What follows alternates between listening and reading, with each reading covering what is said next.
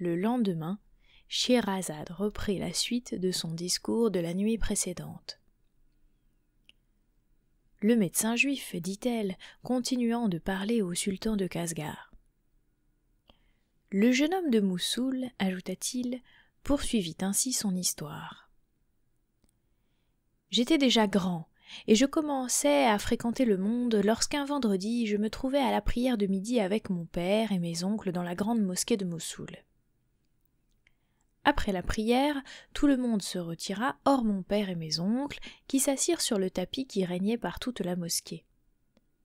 Je m'assis aussi avec eux, et, s'entretenant de plusieurs choses, la conversation tomba insensiblement sur les voyages.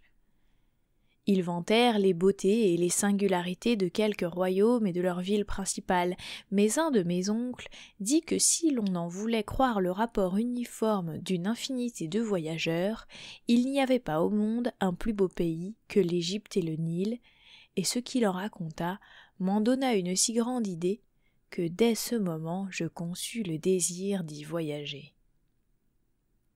Ce que mes autres oncles purent dire pour donner la préférence à Bagdad et au Tigre, en appelant Bagdad le véritable séjour de la religion musulmane et la métropole de toutes les villes de la terre, ne firent pas la même impression sur moi. Mon père appuya le sentiment de celui de ses frères qui avait parlé en faveur de l'Égypte, ce qui me causa beaucoup de joie. « Quoi qu'on en veuille dire, s'écria-t-il, qui n'a pas vu l'Égypte n'a pas vu ce qu'il y a de plus singulier au monde. La terre y est toute d'or, c'est-à-dire si fertile qu'elle enrichit ses habitants. Toutes les femmes y charment, ou par leur beauté, ou par leurs manières agréables. Si vous me parlez du Nil, y a-t-il un fleuve plus admirable? Quelle eau fut jamais plus légère et plus délicieuse?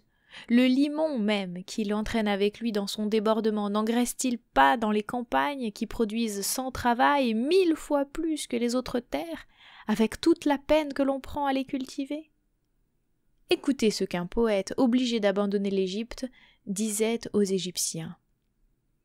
Votre Nil vous comble tous les jours de bien, c'est pour vous uniquement qu'il vient de si loin. Hélas, en m'éloignant de vous, mes larmes vont couler, aussi abondamment que ses eaux. Vous allez continuer de jouir de ses douceurs, tandis que je suis condamné à m'en priver malgré moi.